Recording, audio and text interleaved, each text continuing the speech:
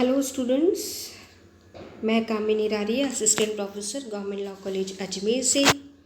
आज फिर मैं आपको एलएलबी थर्ड ईयर के paper 3.6 principle of taxation law के बारे में बताऊंगी। इनकम टैक्स एक्ट 1961, जैसे कि हम पिछली क्लास से पढ़ते आ रहे हैं, इस पेपर में इनकम टैक्स एक्ट 1961 के बारे में। आज हम इसी एक्ट में पेनल्टीज़ यानी कि शास्ति के बारे में बात करेंगे कि कब करदाता द्वारा कर का संदाय समय पर न करने के कारण उस पर शास्ति यानी कि पेनल्टी लगाई जाती है, जो कि हम सेक्शन 272 टू 75 तक के बीच में पढ़ेंगे। सबसे पहले हम अगर बात करें कि शास्ति क्या है, पेनल्टी क्या है, तो आयकर अधिनियम में पेनल्टी से संबंधित अपराध और अभियोजन, ऑफेंसेस और प्रोसिक्यूशन से संबंधित बहुत सारे ऐसे इसमें प्रोविजंस किए गए हैं, उपबंध दिए गए हैं। आयकर अधिनियम में कर, ब्याज, शास्ति एवं अभियोजन 4 विभिन्न प्रकार की इसमें बातें कही गई हैं। किसी करदाता द्वारा कोई एक भूल करने पर या दोषपूर्ण कार्य करने पर विभिन्न प्रावधान के अंतर्गत दायित्व उत्पन्न हो जाते हैं। कर भुगतान करना करदाता का सिविल दायित्व है, जो करदाता द्वारा आय अर्जित करने पर उत्पन्न हो जाता है। ब्याज क्षतिपूर्ति के रूप में होती है, जो कि कर में देरी से भुगतान करने पर आरोपित की जाती है। यानी कि जो व्यक्ति करदाता है वो अगर देर करेगा तो ब्याज के रूप में उसके ऊपर पेनल्टी लगाई जाएगी। शास्ति कर संबंधित प्रावधानों के न मानने पर या अवहेलना करने पर अधिरोपित की जाती है और अभियोजन करदाता द्वारा आशयपूर्वक किए गए अपराधों का परिणाम होती है। तो आज की क्लास में हम शास्तियों के बारे में यानी कि पेनल्टीज़ के बारे में बात करेंगे। अधिनियम के इस धारा के अंतर्गत 270 से 275 जो पेनल्टीज़ की धाराएं, इन धाराओं के अंतर्गत संबंधित बहुत सारे प्रावधान किए गए हैं। शास्ति करदाता पर तब अधिरोपित की जाती है जबकि करदाता ने इस अधिनियम के अंतर्गत दिए गए किसी कर संबंधित प्रावधान की अवहेलना की हो। विभिन्न प्रावधानों के अंतर्गत अवहेलना करने पर अलग अलग यानी कि भिन्न भिन्न प्रकार की शास्ति अधिरोपित की जाती है। यानी कि इसमें बहुत सारे ऐसे सेक्शंस हैं जिसके अकॉर्डिंग अगर उसने काम नहीं किया, उसके अगेंस्ट अगर काम किया है तो करदाता को शास्ति उस पर अधिरोपित की जाएगी। हम इसमें सबसे पहले पढ़ते हैं सेक्शन 271 में failure to furnish returns, comply with notice, concealment of income etcetera, यानी कि विवरणी प्रस्तुत करने, नोटिस की अनुपालना नहीं करने तथा आय को छिपाने के लिए शास्ति।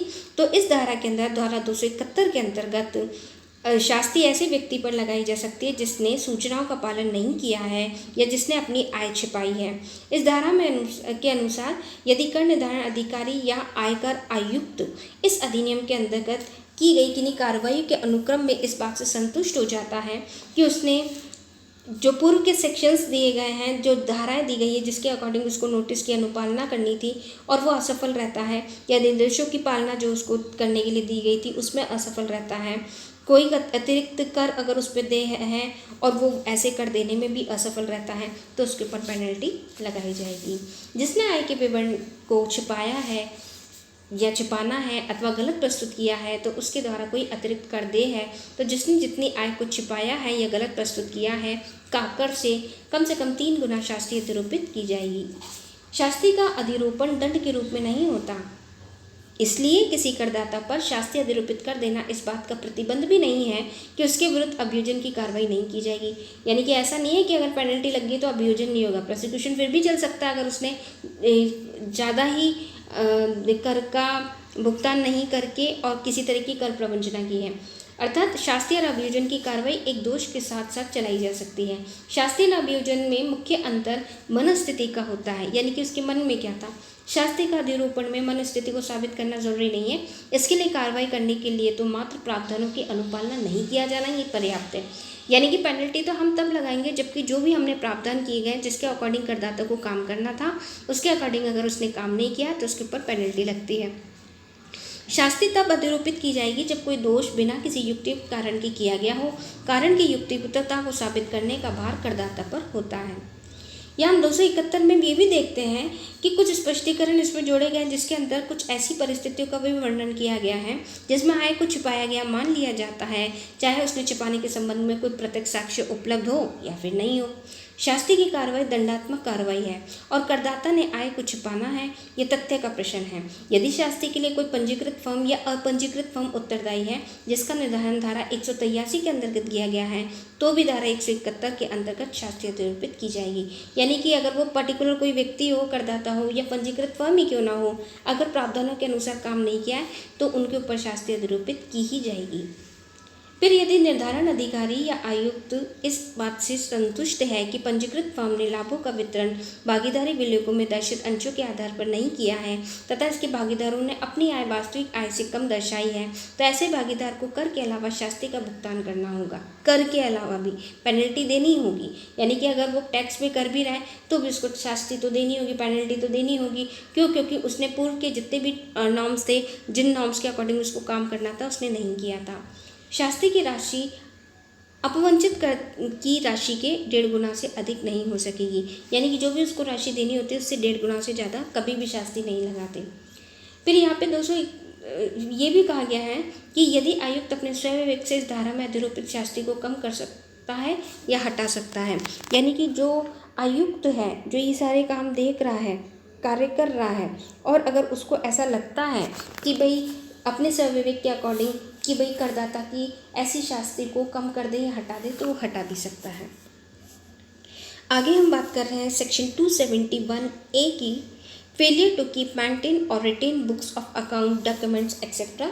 लेखा पुस्तकों, दस्तावेजों आदि को रखने या रखरखाव करने में असफल रहने पर शास्ति। कि आपने लेखा पुस्तकें भी ढंग से ठीक से नहीं रखी है और असफल रहे हैं, तो यदि कोई व्यक्ति इस धारा के अंतर्गत या धारा 44AA या किसी गत वर्ष के दौरान बनाए गए नियमों के अनुसार लेखा पुस्तकों, दस्तावेजों आदि को रखने या रखरखाव करने में असफल रहता है, तो कर निर्धारण अधिकारी आयकर अपील उस पर शास्ति अधिरोपित कर सकते हैं। यानी कि अगर उसने दस्तावेज या लेखा पुस्तकें जो इतनी इंपॉर्टेंट होती है कर का निर्धारण करने के लिए, वो ठीक से नहीं रखा है, तो उसके ऊपर पेनल्टी लगाई जाएगी। आगे हम बात कर रहे हैं सेक्शन 271AA की, penalty for failure to keep and maintain information and documents etcetera in respect of certain transactions. कि कुछ ऐसे अंतर्राष्ट्रीय राष्ट्रीय लेन देनों में सूचना और दस्तावेजों के रखरखाव करने में असफल रहने पर शास्ति। सूचना, दस्तावेज दोनों अगर आपने ठीक से रखरखाव नहीं किया है, क्योंकि अगर रखरखाव नहीं किया है तो कर का निर्धारण करने के लिए कर निर्धारण अधिकारी को बहुत परेशानी का सामना करना पड़ता है। इसलिए ये सेक्शन बनाई गई है कि जहाँ कोई व्यक्ति धारा 92D(1)(2) के उपबंधों के अनुसार सूचना दस्तावेजों के रखरखाव में असफल रहता है, तो ऐसे व्यक्ति द्वारा किए गए प्रत्येक अंतर्राष्ट्रीय लेन देन के मूल्य के 2% के बराबर शास्ति अधिरोपित की जाएगी। यानी कि 2% उसके ऊपर लगा दिया जाएगा जितना भी उन्होंने टैक्स पे नहीं किया है। आगे हम बात कर रहे हैं सेक्शन 271 सब क्लॉज B की,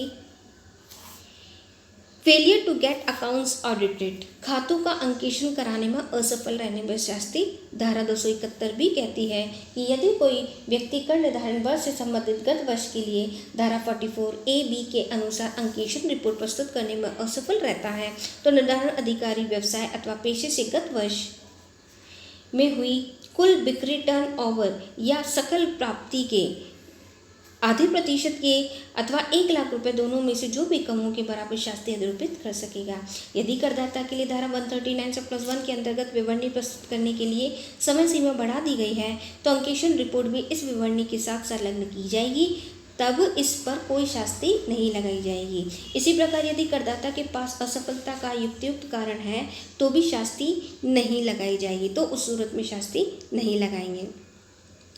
आगे हम बात कर रहे हैं सेक्शन 271BA की, penalty for failure to furnish report under section 92 sub clause E। धारा 92E के अंतर्गत लेखपाल रिपोर्ट प्रस्तुत करने में असफल रहने पर शास्ति। यानी कि अगर लेखापाल रिपोर्ट भी अगर प्रस्तुत नहीं की है तो भी उस पर पेनल्टी लगेगी।